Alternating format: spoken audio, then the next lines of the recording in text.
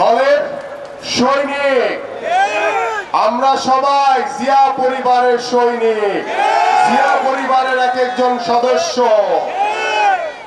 আপনাদের উপরে এদেশের মানুষ আস্থা রাখতে চায়, বিশ্বাস রাখতে চায়। সেই বিশ্বাস এবং সেই আস্থা ধরে রাখতে হবে আপনাদেরকে, কারণ এদেশের মানুষ আপনাদের উপরে বিশ্বাস রেখে আগামীর বাংলাদেশ গড়তে চায়। আমি কিছু আমাদের নিজেদের বিষয় নিয়ে কথা বলি। আপনারা জানেন যে 5ই আগস্টের পরে বাংলাদেশে সবাই বিএনপি হয়ে গেছে, বাংলাদেশে কোনো আর আওয়ামী লীগ নাই। এই যে আশেপাশে সুউচ্চ অট্টালিকা দেখেন না, এই যে বড় বড় বিল্ডিং, ডিপ্লোম্যাটিক জোন, এখানে তো অনেক সুশীল সমাজের লোকজন বসবাস করে না? অনেক বুদ্ধিজীবী অনেকে বাস করে না? গত 17 বছর এরা কোথায় ছিল? তখন তাদের কিন্তু মুখ বন্ধ ছিল, তখন তারা আওয়ামী লীগের দোসর হিসেবে কথা বলেছে। যখন 5ই আগস্ট হয়ে গেছে, স্বৈরাচারের পতন হয়ে গেছে, তখন তাদের চেহারা পাল্টে ফেলেছে।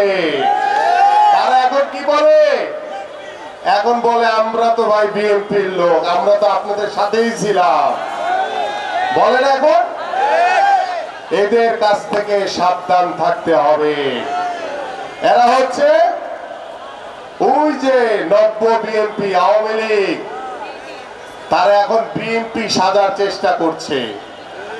তাদের বিএনপিতে কোনো স্থান নাই, কারণ গত 17 বছর যখন আমাদের ভাইদেরকে, আমাদের নেতা কর্মীদেরকে গুলি করা হয়েছে, মেরে ফেলা হয়েছে, ষড়যন্ত্রের মাধ্যমে আমাদের পরিবারগুলোকে বিভিন্নভাবে হয়রানির শিকার করা হয়েছে, তখন তারা কিন্তু কিছু বলে নাই। তখন তারা ওই স্বৈরাচারের পক্ষে কথা বলেছে। কিন্তু আমাদের বিএনপির ভারপ্রাপ্ত চেয়ারম্যান জনাব তারেক রহমান তার সুদূর প্রসারী চিন্তা ভাবনা নিয়ে, তার নেতৃত্বে বাংলাদেশ জাতীয়তাবাদী দলের প্রত্যেকটি নেতা কর্মী ঐক্যবদ্ধভাবে এই স্বৈরাচারের পতনকে নিশ্চিত করেছিল। তাই আসুন আমরা, বাংলাদেশে এখনো অনেক ষড়যন্ত্রকারীরা আনাচে কানাচে ঘুরে বেড়াচ্ছে, হয়তো বা আপনাদের মাঝখানেও কেউ বসে আছে।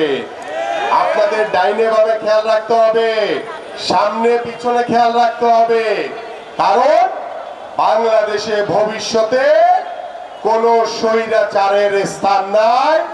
বাংলাদেশে ভবিষ্যতে আর কোনোদিন কোনো স্বৈরাচারের জন্ম হবে না ইনশাআল্লাহ। বাংলাদেশ জাতীয়তাবাদী দল বিএনপি যতদিন থাকবে, বাংলাদেশে ভবিষ্যতে আর কোনো স্বৈরাচার হওয়ার কোনো সুযোগ নাই। তাই